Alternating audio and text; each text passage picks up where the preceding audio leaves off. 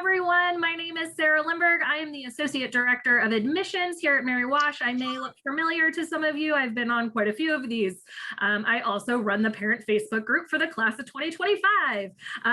So my name is probably familiar. I'm here today with a lot of our parents circle folks, as well as Beth Hunsinger. Beth, if you want to say hi. And we're going to go ahead and kick it off by having Beth introduce herself, and then I'll have each of the parents introduce themselves, and I might tell you who's where on my screen, because I think that's probably the easiest way to go about that. And if you will share a little bit about your student, what year they are, where they are from, what they are majoring in, and maybe some of the activities that they like to do on campus, that would be kind of a great kickoff. So Beth, I'm going to turn it over to you to get to say hello.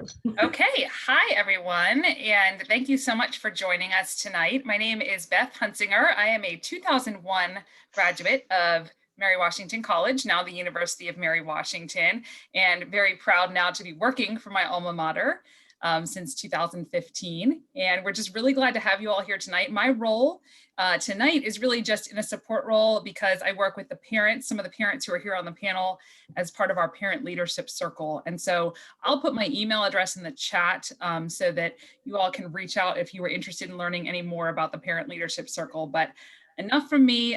Really glad to have you all here, and I'll just turn it back to Sarah. Awesome. Thanks, Beth.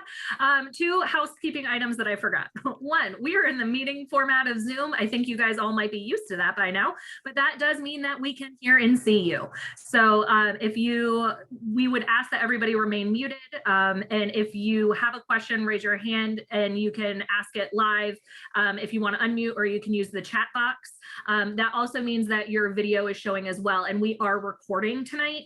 So if you don't want your face to potentially show up on the recording, go ahead and turn off your camera now as well. And with that, I'm gonna toss it over to Sherry because she's first on my screen. Sherry, you're muted. Thank you. It's you, Beth. You cursed it. It's your fault. My name is Sherry LePan. My daughter is a rising senior. Yeah, oh my God, she's behind me giggling. She's just had a wonderful ride with Mary Washington, as have I. This finishing up her junior year, as everybody's junior year was unusual and difficult in this year for everybody, but you know, coming out on the high side. And I joined the parent leadership circle when she was a freshman, and certainly glad to be there, and you know, happy at any opportunity to talk to parents and you know, do anything I can to ease your transition. And Sherry, remind me, where are you guys from? Well, we have recently relocated, but yes, we have. So we now live on the very end of the Outer Banks at a place called Emerald Isle. I know. I think we'll have the next call at my house. Yes. But Alexandria, Virginia was home. Awesome. Vera, you are next on my screen. Hey everyone, and welcome. I am Vera Smith Winfrey. My son is Ellis, and he is a rising junior, class of 2023. We hail from the state of Connecticut, and Ellis is he is a member of the men's swim team. He is a Rise peer mentor. I've been a member of the Parent Leadership Circle since his freshman year, so since the fall of 2019. And he's really had a great experience, and as have I, with UMW, as well as being part of this circle. So welcome everyone, and we're hope I can answer whatever questions you may have tonight. So it's good to be here. Awesome. And then next up is the Millers. Hi. Thank you, Sarah. It's good to be with everybody tonight. Our daughter, we're in Richmond, Virginia. Our daughter is Megan. She is a psychology major. We have joined the leadership circle when Megan was a freshman. We wanted to be involved, and it really has been a great experience. I'll let my wife say some other And things. Megan is graduating in May, so we're really looking forward to that. Megan has been a tour guide and has been at home this last year, but has been participating in online activities with Mary Washington. So that's what I've got. It's been different, but it's been good. I can't believe she's graduating. Yes. That makes my heart a little sad. So thank you. I do want to open it up for questions. I know that we likely have a lot for our folks here. Just talking about, what the parent experience has been like, and maybe any insight you want from parents on, what to expect with different things. But prior to the meeting tonight, folks had an opportunity to submit some questions. And we did see a few, a little bit about orientation and a little bit about course registration. And our parents can talk a little bit about what orientation and course registration was like for their students coming in, but it may look a little bit different this year. And I can kind of talk a little bit about those differences. Does anybody want to kind of take a question on what did orientation look like, and were parents involved in orientation at all? Who went to orientation? Yeah. So parents can get involved in orientation. Kim, did you want to say something there? Well, Megan and I came for orientation, and I stayed at a hotel overnight. She got to stay in a dorm and do some team building activities and things like that. And then I attended some different parent forums where questions could be asked. But I remember the police chief. I remember academics and various other things. One of the things that impressed me most about the orientation weekend was that the police chief greeted every single car that came in and asked the student's name and introduced himself. And yeah, Chief's great that way. Yeah, I was impressed. Yeah, good. Yeah, I was think impressed. Oh, I'm sorry. Did I jump No, on? go ahead, Sherry. Go. You're good. Just a quickie. I mean, I think my overall impression with orientation and, the start of registration, and we can talk, somebody wanted to talk about class scheduling, which is just so remarkably amazing, for first years, because of the way Mary Washington does it. But, orientation, it wasn't a moment that either myself as a parent, which I found kind of surprising, or for my daughter, didn't feel welcome and engaged in everything right away. That's what I got. Yeah, I found the energy on campus to be really not just welcoming, but really high. So you never felt as if you couldn't be part of that wave of excitement, as not just as a student, but certainly as a parent. And while I did go to some of the activities, I also took some time while he was attending some of his programs to explore a little bit more of Fredericksburg, because we were coming from such a far distance.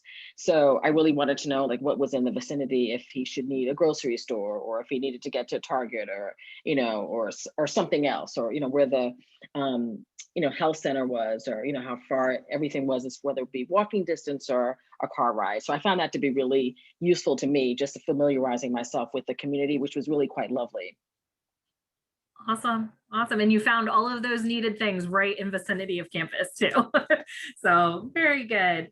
So there are a couple of questions coming in about orientation. We have not released our June orientation dates yet. The orientation team is still working on that experience. It is likely to be a hybrid opportunity, where students will do most of their June orientation virtually, and then there will be an option potentially to be in person. That's going to depend on approval by our COVID implementation team, as well as what is happening in Virginia when it comes to COVID, and making sure that everyone is safe, because safety is our #1 priority. So it won't be that traditional overnight experience in June, but that doesn't mean that it's going to be any less. We're just going to be doing it a little bit differently this year, but plan for mid to end of June for those first orientation dates. And we're going to try to get those released to you very soon. I know I promised you all April. It will still happen in April, but we don't want to put registration out there and then have to change our plan. So we've kind of delayed it a little bit just to make sure that our plan for orientation is completely set and in stone. Announcements will go on the parent Facebook groups, as well as via email to students and parents too when that registration is open. So we will let you know in a number of different ways when that registers. Move-in date is still scheduled for August 18th. That is our plan right now. And should there be any changes, if we need to extend it over multiple days or anything like that, we will communicate that with you all as soon as that decision is made. Again, that's going to depend on COVID trends and vaccinations and things like that. Beth, do you know when Parents Weekend has been set for next year? Because I don't. Okay, typically it's in the end of September. Right. No, I would just say that normally, family weekend is normally a robust weekend full of activities, full of opportunities for the whole family. Even the city of Fredericksburg gets involved. Again, we have a trolley that runs downtown. We were very sad to move it virtual, in 2020, but we are hopeful that it will be in person. It's just, as you all know, so many unknowns with the fall. So please stay tuned. It is a big part of the Mary Washington tradition, and we realize how important it is for students to welcome their families to their new campus home. So we will keep you updated on that. Awesome. Thank you.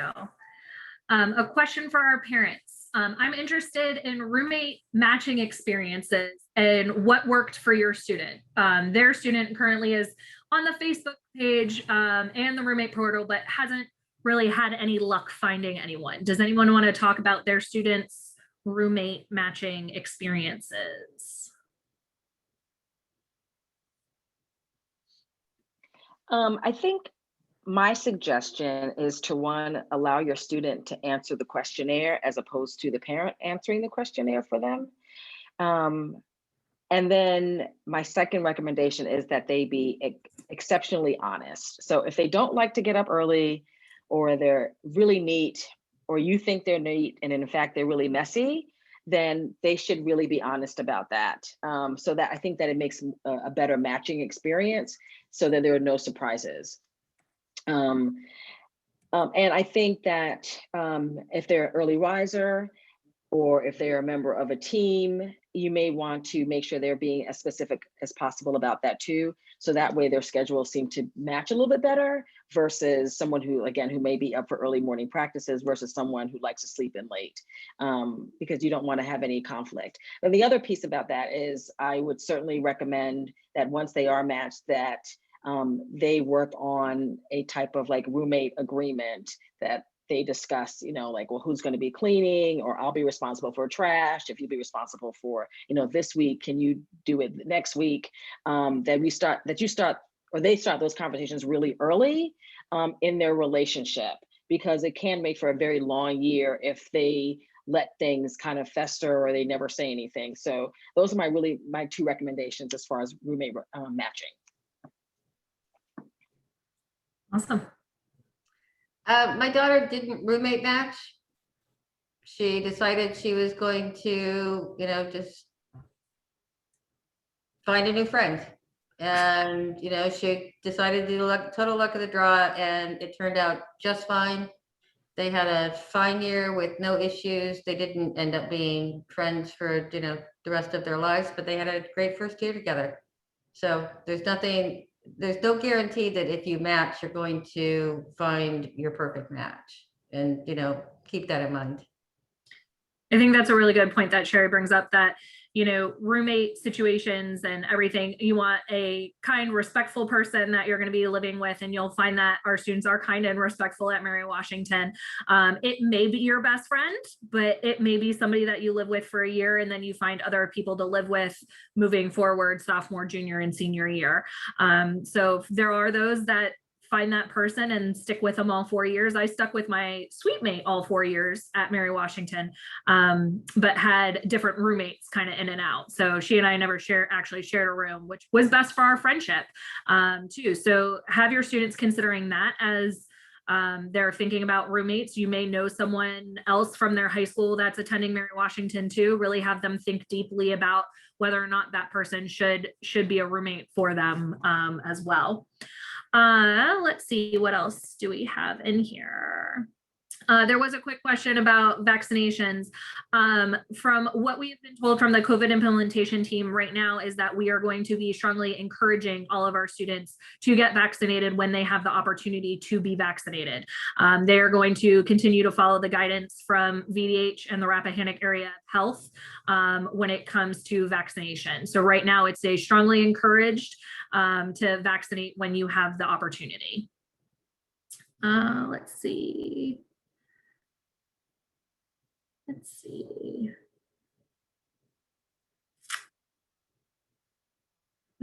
Okay, so when are most students admitted looking for roommates? Basically, there are only a few people looking for roommates currently. So not all housing assignments have been sent out yet in terms of what building students are going to be in. That'll happen again in May, where students will find out what their first year seminar course is, which really then allows them to look at roommate groups within the housing portal, but also give them the opportunity to say, oh, I'm living in Willard, and look for other students living in Willard. So right now there are only a few that are looking for roommates, but if your student hasn't filled out their first year questionnaire and they find somebody that they would like to match with in terms of rooming, they can work with that individual to make sure that when they're listing their preferences for housing within the questionnaire, that they're choosing first year seminar classes housed in the same building so that they can match together that way.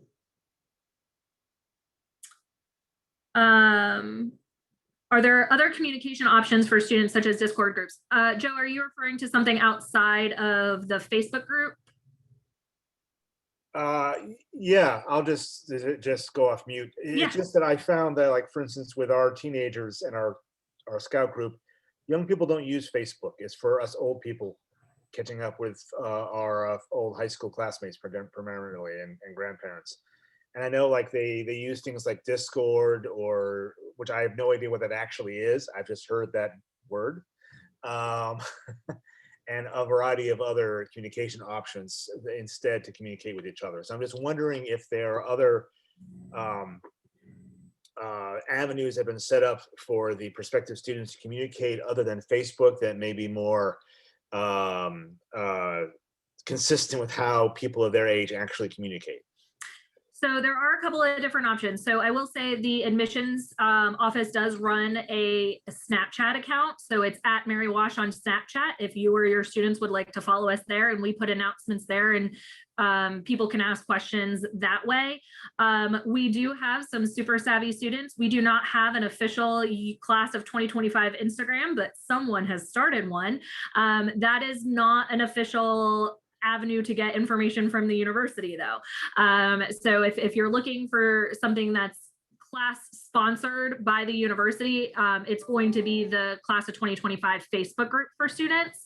A lot of students will go on there, create their account, and say, hey, I don't use Facebook that often. I'll check this occasionally, but if you want to meet and get to know me, here's my Instagram, here's my Snapchat. Those are probably the two that I see most frequently. Then just kind of remember that there's no real oversight from admissions or anything with that. But we make official announcements in the Facebook group. We email students. We also text students too when we're trying to communicate them out different things. Students in this, so once all the building assignments come out, students will typically create Snapchat groups for, say, Willard Hall or Virginia or Randolph and Mason. Again, that's going to be kind of a student grassroots driven situation. And they'll do that on their own, really. And then group me's are created with peer mentors and orientation leaders once orientation happens. I know, Vera, you said that your son is a RISE peer mentor. Does he have any ways that he typically communicates with his group? They communicate on GroupMe. Yeah. Okay. Most often GroupMe, and then of course they snap and tweet, but most often GroupMe. Nice. Awesome. So GroupMe is going to be something that they'll get not access to, but they'll start using more as the summer progresses. So Vera, we have a specific question for you. Did your son have any issues finding a roommate being a swimmer with early morning practices? We have a swimmer too who's still trying to make his final decision. So Ellis decided that he wanted to do the luck of the draw. And the reason why I emphasized the importance of answering the questionnaire honestly, it was because he is very neat. And I guess the person indicated they were very neat and they were not very neat. So, but again, these are the things that they learn about themselves, right? And no match is ever really perfect, or you never really know what you're gonna get. So, but he was able to make it work, I think, because he had other swimmers that were on the same floor with him, and they kind of spent a lot of time with each other's rooms, and he spent a huge amount of time with the swimmers at any event because they were traveling a lot at the time. So he was really only there to kind of change, grab his things, and then kind of head on to the next project or activity or practice, because they practice a lot. But this year he is rooming with swimmers. And I think that's probably what, since there is another swimmer or another, like, I think there are a couple of swimmer parents who have already inboxed me in the chat. So maybe you all can kind of connect and think about that as an option. I've got a great question for all of you. What is your best or favorite hotel, Airbnb, or VBRO when you stay in Fredericksburg area? That's a great question.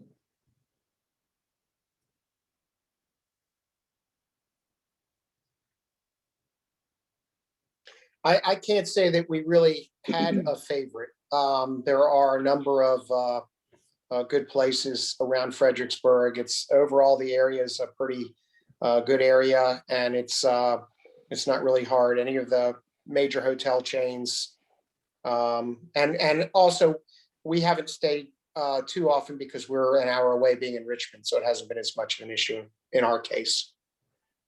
Yeah, only stayed down there, stayed in town once and found and I, for the life of me, can't remember, maybe one of you guys locals can tell me what it is. It was a B&B, but it had a dining room and it had a bar underneath it. It was really funky, cavernous. Kenmore Inn. Kenmore Inn. Oh my God, it was so cool. I loved it. I loved it. It was funky. It was cool. So. And I really love the Hyatt because it's convenient. It's, it was just easy. It's a good one. And I believe we do have a special price at the Hyatt should people need to get a room there as well. Yes, but you also have to make sure that you do it early. So if it's a busy weekend, you want to make sure, because sometimes it's limited. So if you find out when it is, or you find out when like family weekend is going to be and you are going to be staying, try to make your reservation a little earlier and to get that rate. All right. Here's another good one. What do you know now that you wish you knew when you and your incoming student were a first year?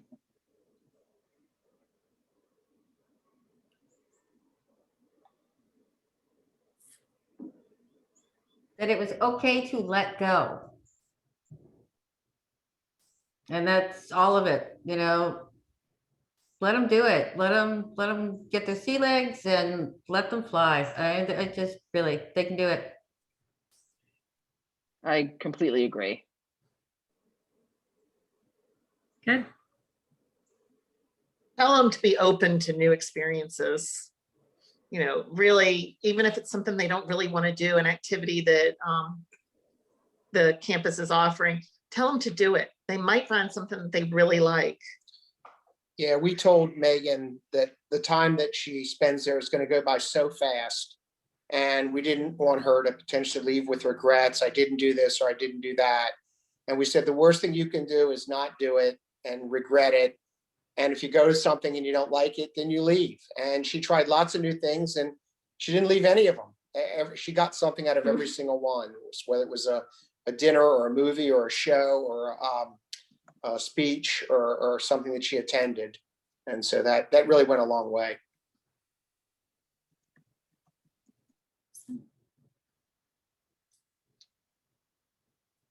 Great. All right. For those who are local commuters, are there groups that they might be involved in? I hear talk about students being assigned to dorms based on their FSEM. Since I don't know a lot about the FSEM, I'm wondering what is the reasoning is the relationship between the dorm and the FSM, and how are those who are commuters impacted by not being in the residence hall with their FSM peers? I'll take a little bit about this, and then if parents want to talk about the organizations that their students are involved in and kind of how they found them, that would be great too, and I can kind of follow up with some more info. So students that are not living on campus still have an FSM class and an FSM group, and they will still have activities outside of the set classroom time with their FSM group. So it wouldn't surprise me if, next year with some different COVID protocols in place, that your student who is commuting back and forth to campus finds themselves hanging out in the common room, in the parlor over in Virginia, or in the common room in Randolph or Mason, studying with their group of their FSM students. We have a commuter student organization on campus that we would strongly encourage your student to get involved in as well, which is all years, not just first years. And then we would encourage them to get involved in other clubs and organizations, or athletics, or theater, or music, or whatever it is that really they want to do outside of the classroom, because that's going to be the way they build their network at Mary Washington. But their FSM group is definitely going to be a core group that they have and will be able to continue to connect with as well.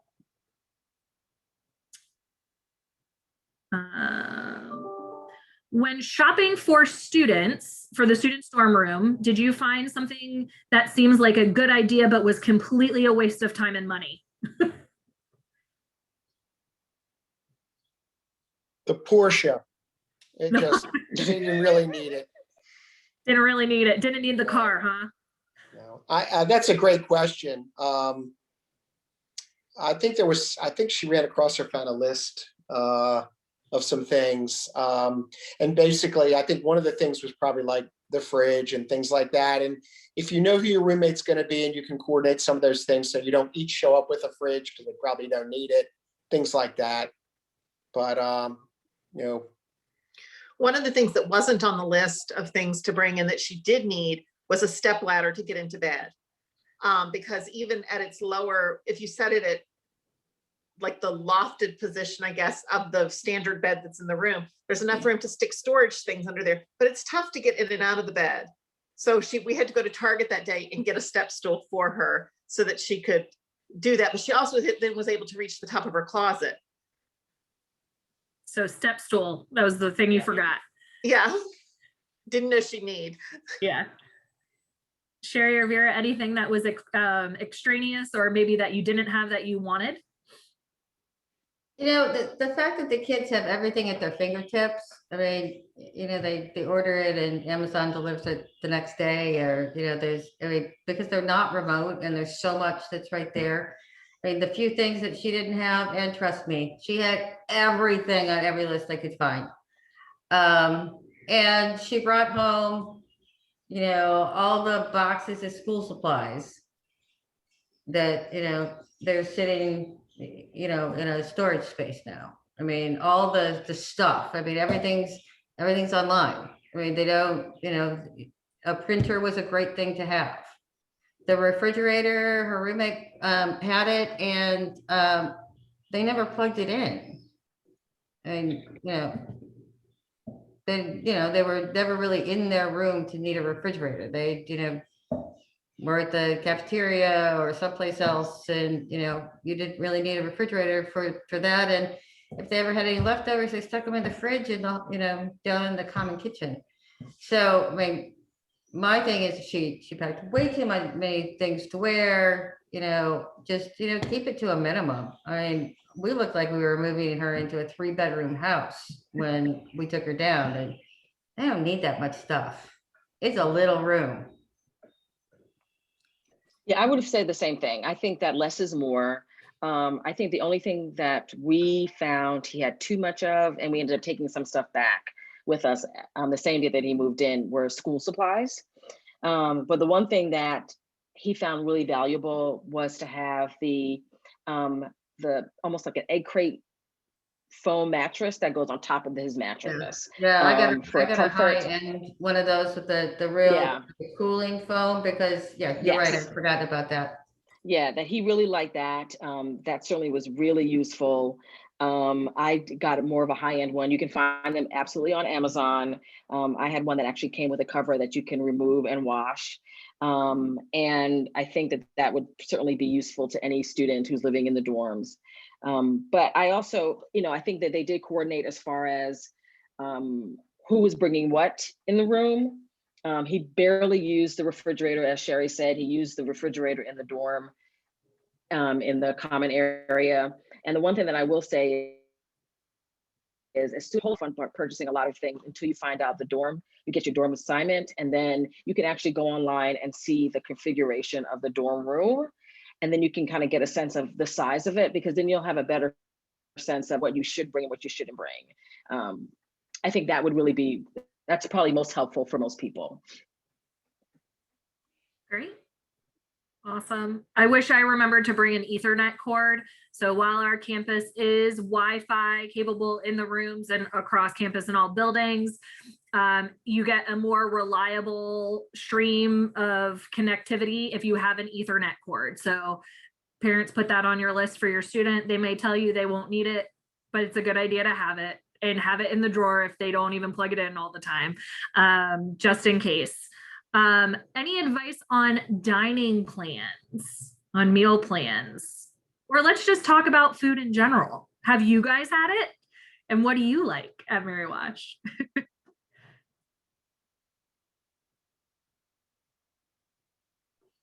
Okay, I'll start, because we all have a perspective, but freshman year, it was a big meal plan.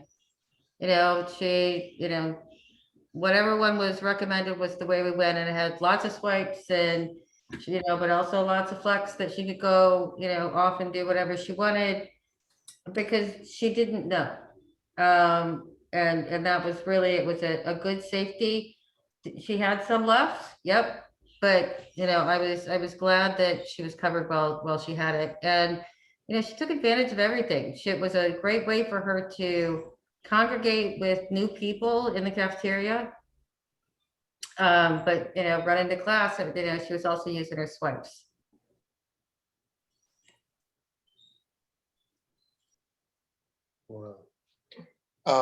We also, I guess, Megan went with the recommended plan. She did too also find that she had plenty of swipes and was able to use that at some of the other food establishments on campus to purchase things. And so it just worked out really well for her. There wasn't any real issue with it in terms of meals being left over and things like that. Just worked real well for her. As a student athlete, it was great for him to have. I think we might have done the full meal plan the freshman year. The Eagle plan is the freshman meal plan. Yes. Yeah. Right. So he did do that. It was helpful because, again, he was in a dorm, and as an athlete, he was, he really needed those extra calories. So it really helped. But he absolutely used those flex dollars as well. So that, that was never an issue. He had plenty of opportunities to eat at, really all throughout the day.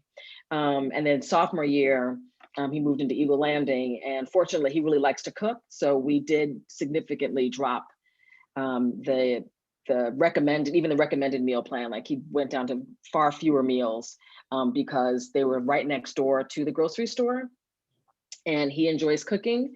And then it's pretty much like a full-size apartment with a full-size kitchen. So he didn't really find that he was eating in the cafeteria as much. And then also because of COVID too. So that changed a lot for sophomore year. All right, awesome. Have your students found it practical using the trains to have internships in DC or Richmond? Has anybody's student had a DC internship? No? I know Vera Ellis has taken the train home, right? Yes.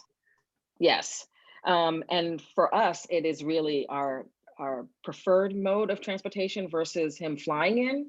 It is a little longer, but it is direct from Connecticut, and it will drop him right in Fredericksburg. So he doesn't even have to change trains. So we do like Amtrak. I think that it is certainly really reliable. And depending on the type of ticket that you purchase, you can also get a refund really easily.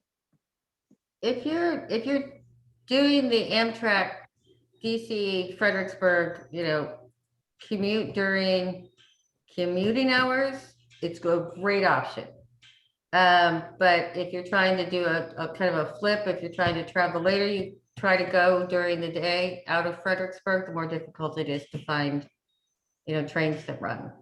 But it seems, fine in the mornings. We've used it a number of times for her to come back home. So if you're going with the commuting flow of traffic is probably the best way to do the train. So morning leaving Fredericksburg, evening returning. So awesome. Have your students stayed on campus or have any of them moved off campus? And if they moved off, when did they make that transition? So I know Megan's home this year, right? Ellis is still on campus. Sherry? So No, Ellis isn't. Oh, he's on campus. No? Oh, really? I thought he was in Eagle No. Landing. He was first semester. Oh. And then when the swim season was canceled and all of his classes went remote, he opted to stay home. Okay. All right. Has he made it? Or Sherry, go ahead. So my daughter lives off campus and with her, two of her best friends. And I was quite opposed to that decision at the end of her sophomore year. I, thought it was staying, at Eagle Landing or in the housing provided by Mary Washington was the right way to go. I mean, that was one of the things that we loved about Mary Washington is there was housing all the way through. And, but she was determined. Now, for her, it turned out to be a gift because, she was able to quarantine with her friends. And, so she had that support. So she had more college experience this year than she would have if she'd been in campus housing. So she was there, probably longer than a lot of students. Okay. So it's worked out really well. And her landlord's great and, everything's, it's a perfectly fine place. Megan was in Eagle Landing when COVID started. And when the campus emptied out, she came home. It was her intention to go back in the fall. And of course, as things became apparent that it just wasn't going to be sort of a normal stretch, she opted to stay at home and do everything remotely. And it worked out really well. And when it came to the spring, she was doing so well, she just opted also to just continue from home and would go to campus from time to time.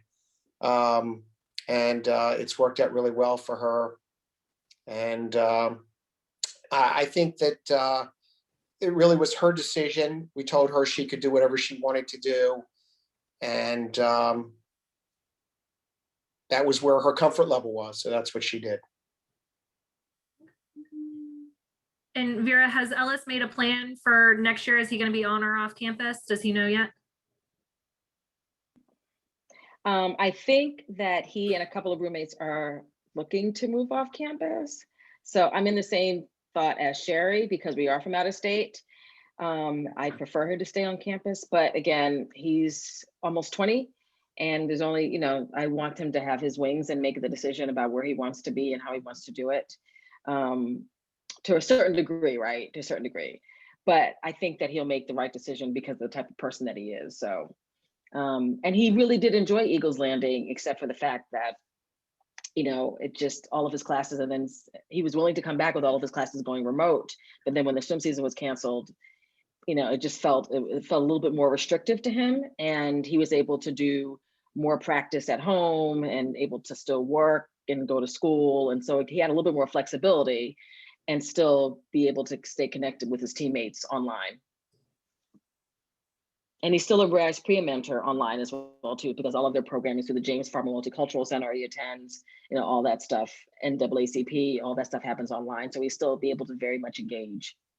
Awesome. So he still has all his co-curricular activities right there at his fingertips right now. Right, exactly. Could you share whether your students brought their laptops to class? And if so, did they find a laptop or a tablet with a keyboard more portable? He brings his laptop. Kiki started with a laptop and she moved to a tablet with a keyboard. The laptop got trashed. Megan used a laptop. All right. So a little bit, I think it's going to kind of depend a little bit on your student and potentially even what type of classes they're taking as to if a laptop with a keyboard will work better for them or I'm sorry, a tablet with a keyboard or a laptop would be better. Do parents have any advice on on-campus jobs for students? No? Ready? Well, Megan worked as a tour guide, although I think that was actually more of a volunteer type position as she started it. But it was still the time, it was still the experience, and she enjoyed it very much. So. And Ellis works on campus as a lifeguard at the athletic center. So, and has enjoyed it. And in fact, last semester, a lot of the lifeguards didn't come back. So he's working all the time. He was actually the only one that they had during the limited hours.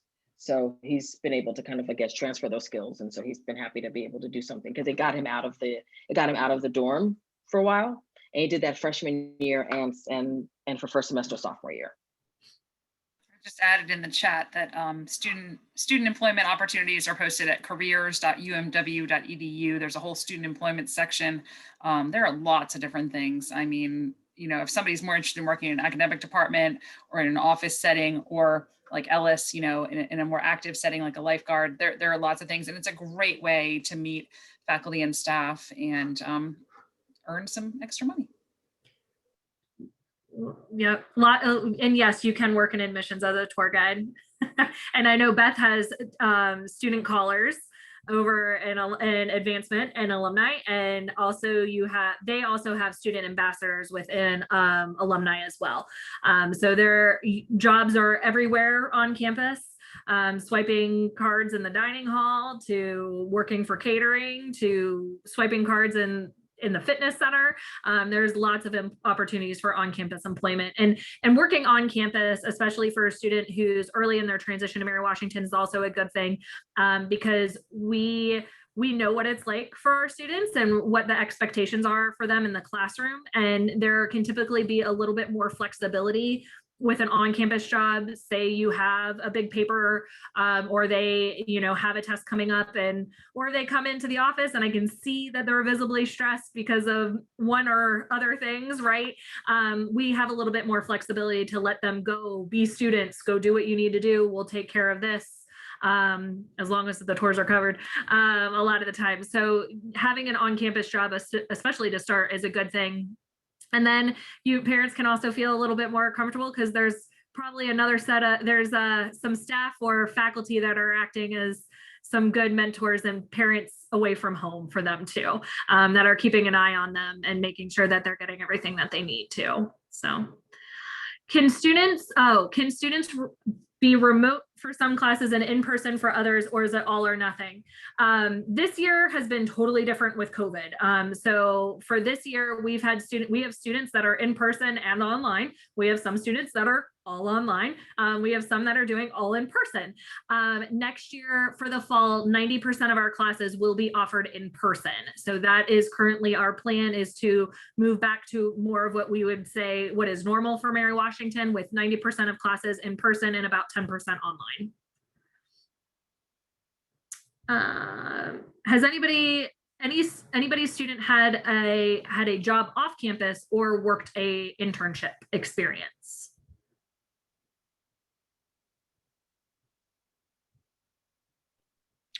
Well, Go ahead, Sherry. oh, no, please.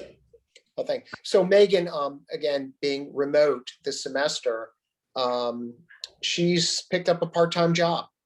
So she's taking a full load and she's working the part-time job about 20 hours a week, and they've been very flexible with her schedule, and she's been able to, which has really been good, because she hasn't really worked while she was also taking classes.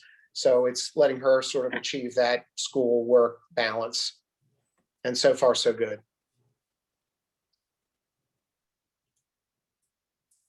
Kiki's only done summertime internships. She did not last summer, but she did one after her sophomore year, and she's got another one scheduled for this summer. But they're yeah, but they're not local to Virginia. Okay. Have any of your students worked with faculty on research or research projects, or potentially as a research assistant? Has any student done research? No. Okay, so we do have a lot of opportunities for research through the Summer Science Institute is one. It's a 10-week summer program where students actually earn a stipend to stay on campus and do research with a faculty member, and they can apply for that as early as the summer after their freshman year. Other students will do research within their academic departments. And really, like I said, starting freshman year, there are opportunities across the board. All of our faculty in different departments are doing research. It's not just in the sciences. For some programs, research is incorporated in. Psychology comes to mind. There are research projects with that, as well as sociology. Others are, and with history, you have to do a first source thesis as well. So you'll be doing some pretty heavy research within our history programs too. If students are interested in research, we do encourage them to talk with the faculty member in the classes that they have and approach them about those opportunities. What is the average number of credits per semester for first year students? Do you all remember how many credits your students took their first year? I think Ellis took either 12 or 14. Okay. Yeah, I think she took 15 or 16. Most likely 15. She says most likely 15. Yeah, I think he was closer to 14 as well too, so. Megan had 15, I think, both semesters. Yeah, so to be a full-time student, you have to take between 12 and 18 credits per semester. 15 is the average, right? So if you think about it across 8 semesters, 4 years, 120 credits, you have to take 15 credits per semester. But there are some students that will take less one semester to take more another, or some will take less or more, depending upon whether or not they're bringing in credits from AP exams or IB courses or dual enrollment. So 15 tends to be that average for most. And although I can't remember the name of the program now, because it feels like forever ago, but he did carry some credits over from the summer. And so that's why I think that first year he was able to spread it out a little differently. And now I know he is definitely at 16. He hovers at 16 for sophomore. Just to follow up directly on that question, is tuition fixed regardless of the number of credits you take? For a full-time student, yes. So tuition is fixed 12 to 18 credits per semester. Below 12 credits, you pay per credit hour, but a student isn't considered full-time if they take less than 12 credits, which can have impacts on financial aid as well as merit scholarships. It can also have impacts on carrying your student on your health insurance as well. Then one more quick follow-up, because I remember when I went to school, it was the same setup, but that allowed me to take some like 1 credit fitness classes, or like I took a 1 credit like music class to attempt to play the piano or something fun like that, just because the credits were there. Are there like 1 credit classes similar to that, like say in fitness and music or other similar areas that students would have as an option to round out if they wish to? Yeah, my daughter took multiple guitar classes, and she loved them, and they were 1 credits, and met one-on-one, and even during COVID, they met. They were still able to do that, over Zoom or whatever they used. But yeah, it was really great that she could just add it on there. So yes, not just in music, but there are 1 credit physical education classes that students can take as well. We have badminton. Badminton and tennis is one of them. I know there's individual exercise and weightlifting. Those are also 1 credit classes too. So there are some classes that also be 4 credit classes. Those are typically your your natural lab sciences. And then computer science courses are also 4 credit classes. So there are some classes that carry 4 credits as well.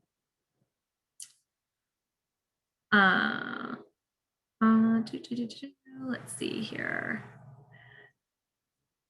Do kids need to sign FERPA waivers so that we can access bills and see grades? Parents? A Yes. resounding head nod. Yes, yes. Can you guys talk about how that process goes if you remember? The child I has to do. authorize it Yep. because they are no longer a child. They're 18. So they have to authorize that for you to be able to see their bills or their grades or anything else. They can put you as an authorized payer on the account, and without being able to see the grades too. Yes, they're 2 separate. So Right. being able to help with bills and see a bill and pay a bill is separate from being able to see and request grade information. And yes, Mrs. Miller, Kim's right, that is all up to your student. There are a lot of parents that will walk with their student over to go do that. So there are forms that they will fill out online or in person with the registrar's office to do that for you. So. I think, Ellis and I actually had a conversation about it, or we as parents had a conversation with him about it, and he was completely okay with it. But again, I think it really depends on the relationship that you have with your child. We weren't doing it to be nosy or anything of that nature. I just think for him, he just didn't bother him at all. So I think if you have a great relationship, you are open and honest about the communication, and you're still willing to let them be an adult. I think that it can work out really well for both parents and student. And it really has for us. Yeah, I've always had access. Always. Yeah. Awesome. There's some questions about AP classes. Did anybody student bring in AP credit or dual enrollment? Maybe IB? Those are the ones we see most frequently. Megan had 21 credits, I think, that she brought in with her that were a combination of the AP and dual. She had 6 hours that were dual enrollment and the rest were AP credits. And so by the end of first semester, I think she was able to register then as a sophomore. Mm-hmm. And it kind of snowballed from there because she's graduating a year early with those 21 credits plus 2 or 3 summer classes. So yes, and we do take the AP classes. Yes. We take the IB, and they can accelerate things. Mary Washington appears to be very generous with their AP scoring in comparison to some other schools that take, only 4s or only 4s and 5s. I think Mary Washington takes some 3s, depending on the class, from the AP scores. So 3s for elective credit, 4s and 5s for specific course credit. And yeah, I would say too, I would agree. That's pretty generous when it comes to that. So, good. There's a question in here about CLEP classes. Students have the opportunity to CLEP prior to enrollment with Mary Washington, but they can't CLEP once they enroll with the university. So any CLEP exams needed to be taken prior to enrolling in August.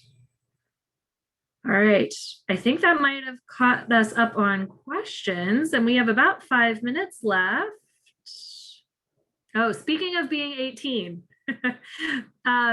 this is just a piece of advice. Speaking of being 18, make sure you get legal documents signed, like medical power of attorney, etc.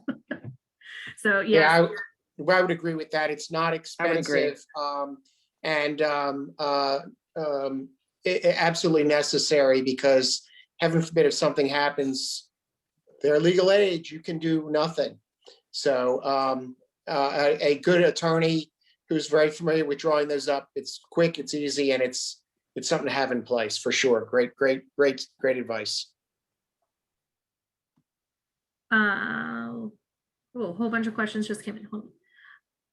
Where AP credits added after where the AP credits are added after their freshman year, can they be used to test out of prereqs.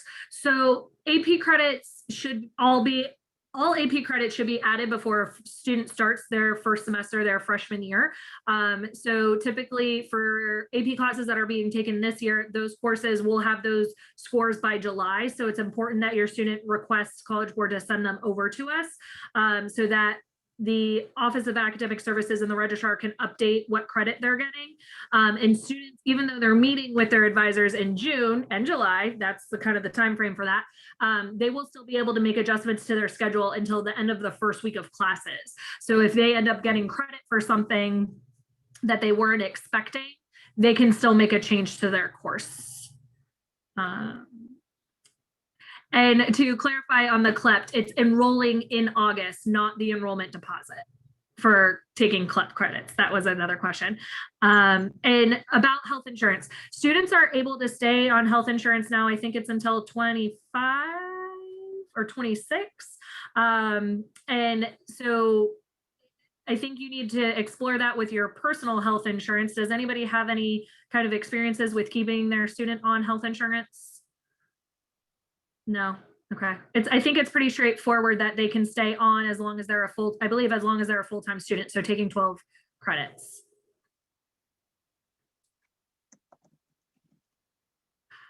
Elizabeth, we'll have to answer that question. I'll ask our Office of International Education to answer that question for you for international students regarding a medical guardian. You're welcome. So yes, if a student receives a 3 or higher on the AP Psych exam, they will receive credit for Psych 100, which is the intro psychology class. And isn't Megan's psychology major? Kim, am I right with that? She is. Yeah, so And she had was credit for that. She had the credit from high school for that. And yeah, she's been able to then build on that and is going on to a master's in social work in the fall.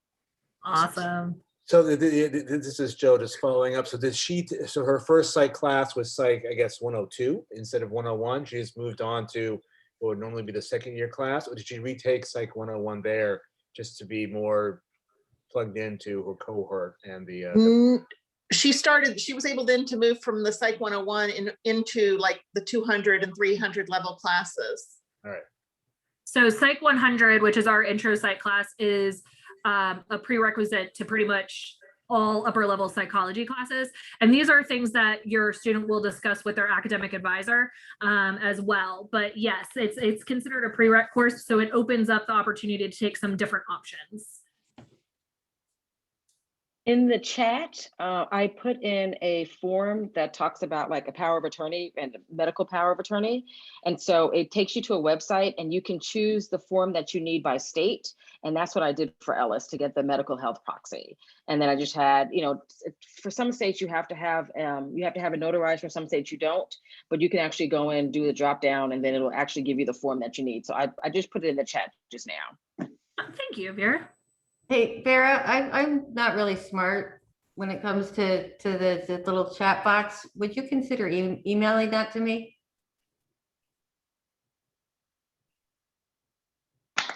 Do you want to put your email in the chat or not particularly? It's in there. Oh, okay. Thanks, honey. All right, awesome. And a last question, because I want to be mindful of the time of our panelists tonight. And I just lost it. Where did it go? Keeps moving. All right, the last question that we have for you is, what do your students do for fun on the weekends? Silly college Hang out with their friends. Yeah, it varies. But he hangs out with friends. He'll cook. I mean, they just find ways to occupy themselves. I mean, I think sometimes there's always been that thing like there's nothing to do. And I think that's very easy for kids to always say there's nothing to do, but they'll say the same thing at home too. Yep. I advise the parents to look at the campus, what is the activities board? I can't remember the name of it. The Office of Student Activities and Engagement, SAE. Right. Look at the SAE Facebook page. They list out activities and things. So if your student says there's nothing to do, you can say, well, I saw that there was this on Facebook. Why aren't you participating in that? Don't tell me there's nothing to do, because there is plenty to do. They have activities throughout the week and the weekends too. There's bingo And I on would al- Tuesday nights and trivia nights and things like that.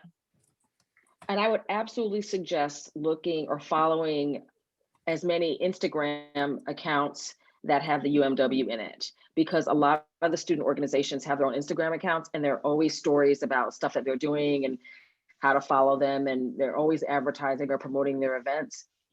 And so that's a great way to find out. And then some of the clubs actually, if they get on their mailing list, they will send out e-blasts or alerts at least once a week about the different types of programming. If they are interested as well, they should follow or subscribe to the James Farmer Multicultural Center's e-newsletter as well, because that will tell them all the different types of culturally enriching programs that take place on campus also. Well, and they really need to go to the fair that the activities fair, the club fair, all the stuff that's offered those first couple of weeks. You know, remind them that every single solitary person that is coming in is feeling a little nervous and apprehensive, just like they are, and to get out and find out what's going on. And go to those club fairs. Kiki found a passion. And put the onus back on them. So if they say like, oh, mom, you know, there's nothing to do. And then, so you'll say, well, Sarah, you know, what are you doing to find stuff to do? Don't, they shouldn't have the expectation that you'll kind of do the research on their behalf and you'll find their stuff and then send it to them. You should really put the onus back on Sarah and Beth. I'm using them as my fake kids, but that you should put the onus back on them, that because they can do this, because they made it this far. And I think that is great that they have. So, you know, encourage them to just go ahead and do it. Awesome. Thank you, thank you, thank you. I am getting the parent group link in the chat because I know that came in there, what the link for the parent group was. So let me get that for you guys real quick. If I want to thank our panelists for being here this evening. It's been lovely to see all of you. It's been a full year since I've seen you guys. And the last time I saw you guys, it was on Zoom too, which makes me kind of sad. But hopefully next year in person. And Millers, I'm gonna have, and Sherry, I'm gonna have to find out some way to see the Millers again because Megan's graduating. So graduating early on me. Thank you everyone for joining tonight. And the parent group, it is not coming up for me, which is never happens. I usually have it ready to go, but it's UMW class of 2025 parents, if you would like to find it there. Thank you so much, everyone. Have a good night.